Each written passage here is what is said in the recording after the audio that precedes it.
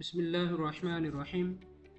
আজকে বাংলাদেশের শিক্ষা ব্যবস্থা, স্পেসিফিক্যালি ফরিদপুরের শিক্ষা ব্যবস্থার উন্নয়নে আমার পরিকল্পনার কথা আলোচনা করার চেষ্টা করব ইনশাআল্লাহ। শেখ হাসিনার ফ্যাসিস্ট সরকার যে কয়টি খাতকে সবচাইতে বেশি ক্ষতিগ্রস্ত করেছে তার ভিতরে অন্যতম বাংলাদেশের শিক্ষা ব্যবস্থা।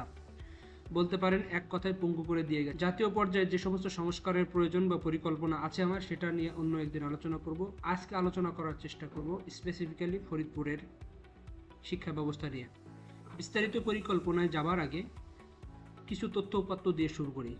আমাদের ফরিদপুর 1-এ তথা মধুখালী, বলমারী এবং আলফাডাঙ্গায় মোট শিক্ষা প্রতিষ্ঠান আছে 376টি, যার ভিতরে কলেজ আছে 11টি, সেকেন্ডারি বা মাধ্যমিক স্কুল আছে 48টি, প্রাইমারি স্কুল আছে 225টি, স্যাটেলাইট স্কুল আছে 14টি, মাদ্রাসা আছে 78টি।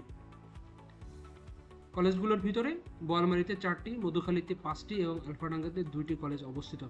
অত্যন্ত দুঃখের বিষয়, সারা বাংলাদেশে যেখানে লিটারেসি বা সাক্ষরতার হার 72%, সেখানে গড়ে আমার 3 উপজেলায় বোয়ালমারী, মধুখালী এবং আলফাডাঙ্গাতে শিক্ষার হার মাত্র 50%, যার মধ্যে বোয়ালমারীতে 47.3%, মধুখালীতে 52.45% এবং আলফাডাঙ্গাতে 54.84%। বা এই সমস্যাগুলো সমাধানে আমার পরিকল্পনাগুলো বিস্তারিত বলার চেষ্টা করব এখন।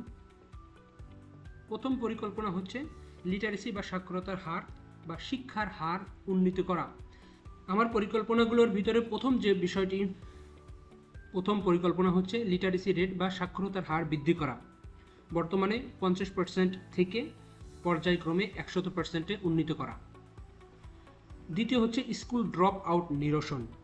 বর্তমানে আমার ফরিদপুর 1 তথা বলমারী, মধুখালী এবং আলফাডাঙ্গাতে প্রাইমারি পর্যায়ে 35% এবং স্কুল বা মাধ্যমিক পর্যায়ে 38% ড্রপ আউট হার। এই সংখ্যা পর্যায়ক্রমে 0%-এ নামিয়ে আনা। তৃতীয় পরিকল্পনা হচ্ছে আমার 26টি ইউনিয়নে প্রত্যেকটিতে অন্তত করে একটি আর্লি লার্নিং সেন্টার বা চাইল্ড কেয়ার সেন্টার স্থাপন করা। চতুর্থ পরিকল্পনা হচ্ছে কারিগরি শিক্ষার সম্প্রসারণ।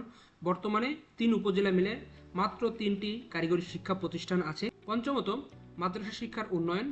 এই শিক্ষার উন্নয়নের লক্ষ্যে কারিগরি এবং যুগোপযোগী সিলেবাস প্রণয়ন করা, বিশ্ববিদ্যালয় নির্মাণ করা। পরিকল্পনা ষষ্ঠ পরিকল্পনা হচ্ছে প্রবাসী প্রশিক্ষণ কেন্দ্র নির্মাণ করা।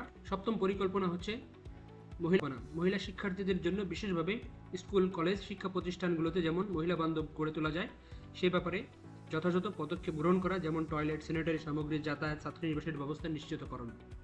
পরিকল্পনার 8ম নাম্বার হচ্ছে বৃত্তি এবং ঋণ প্রদান।